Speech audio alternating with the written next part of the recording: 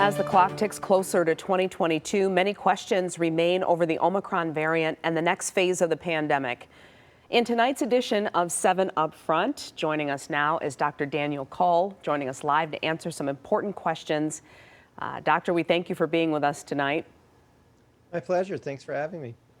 Well, our first question, of course, no surprise. Do we need to cancel or scale down our New Year's Eve plans? Yeah, I think everyone has to make the decision they think's best for themselves, but cases are certainly spiking now with this very contagious variant. So I think maybe trying to have smaller gatherings or forego them altogether, especially if you're more vulnerable to the virus, and considering trying to get tests if you can obtain one before you get together can reduce your risk. So we've heard that the Omicron variant has milder symptoms. What does that mean? And does that mean there's less reason to worry?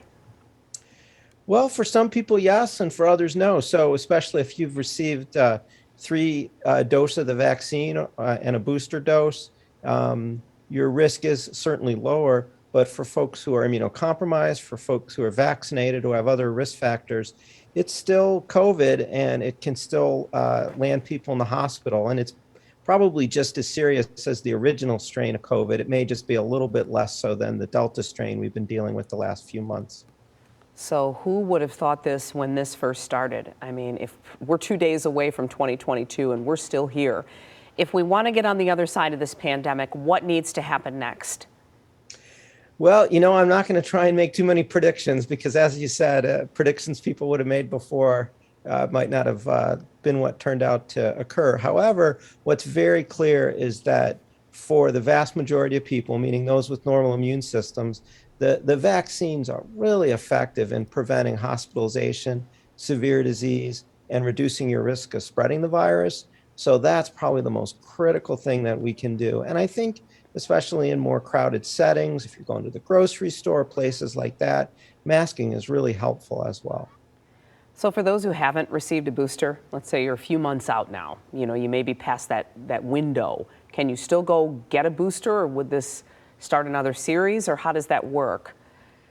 Yeah, so for people who have normal immune systems, that a booster is recommended 6 months from the second dose, and you absolutely can still get one. If it's been more than 6 months, it's just fine and highly recommended to go get that booster, and that'll really reduce your risk of getting seriously ill with this Omicron variant. All right, doctor, thank you. We had some inquiries about the monoclonal antibody therapy. Can you explain what that is and if it's available in Michigan? Sure, yeah. We're in this kind of funny place where we have a number of therapies that are really effective, but they're just in incredibly short supply for the next month or two. And that's true of monoclonal antibodies because the 2 most widely used monoclonal antibodies don't work against Omicron. So, for example, at Michigan Medicine, we stopped using those the day before Christmas.